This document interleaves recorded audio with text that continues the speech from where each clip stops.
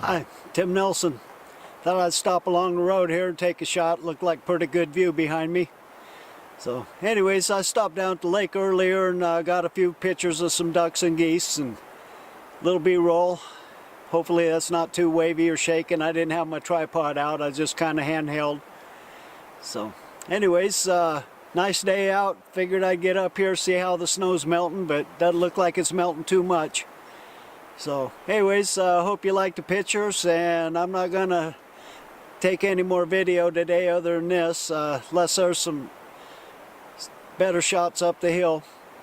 But anyways, I'm gonna run up there, that old parking lot, and see what things look like. If it's not too sloppy, I might get around and get the camera back out, but otherwise I'm about done for the day. Just kind of out for a joyride, and I'll see you on the next one. Thanks for watching.